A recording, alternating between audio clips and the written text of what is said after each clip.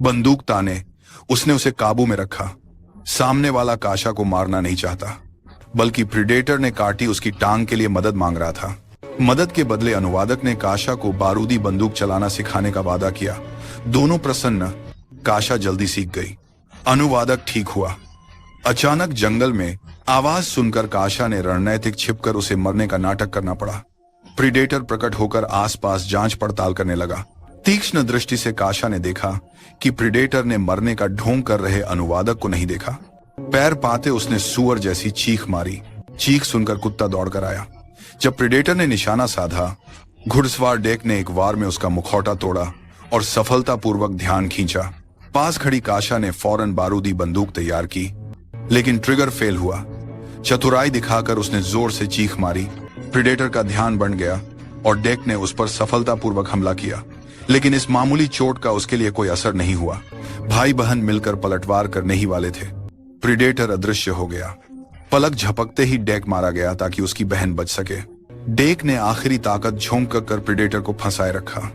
नदी किनारे पहुंची काशा छोड़ के चलते एक पल संभल न सकी। होश आते उसे पंगे मिले। काशा ने पाउडर गन से उसे मार गिराने का सोचा, लेकिन थोड़ी देर रुकी और फिर एक तरकीब सूझी। उसने पंगे को बेहोश किया और प्रीडेटर के हथियार से उसकी टांग काट दी। होश में आते ही पेंगे ने पास रखी बारूदी बंदूक उठाकर बदला ठाना। अनजाने में वही निशाना बन गया। उत्साह से उसने इस जगह तक पीछा करने वाले आयरन ब्लड योद्धा को खींचा और काशा ने पूरी तरह गीला होकर शरीर ठंडा किया। काशा ने आयरन ब्लड योद्धा की रडार चकमा देकर बचकर निकली। फांसी के पल में पेंगे को बचाया।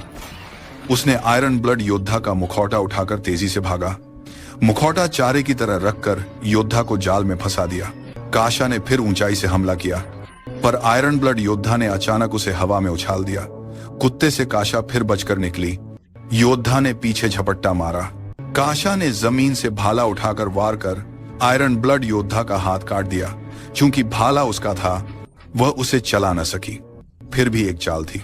विरोधी दलदल में खींचना चाहता, लेकिन आयरन ब्लड योद्धा ने उसे थाम लिया, भागने से रोका। गर्दन खतरा दिखते ही काशा ने दांत उखाड़कर चुभो दिया। उस समय आयरन ब्लड योद्धा पूरी तरह जख्मी था। काशा ने कुत्ते के साथ मिलकर फायदा उठाया। एक साथ उन्होंने उसे बांधा। फिर काशा ने छलांग लगाकर दलदल में धंसा दिया, लेकिन लड़ाई रुकी नहीं। आयरन ब्लड योद्धा पुनः खड़ा। अंतिम घमासान खत्म करने बंदूक निकाला। काशा पहले मुखौटे की प्रणाली समझ चुकी थी। हथियार मुखौटा सक्रिय होते ही ट्रैकिंग लॉक ऑन मोड चालू होकर गोली प्रकाश मार्कर से लॉक किए गए लक्ष्य को भेदती है।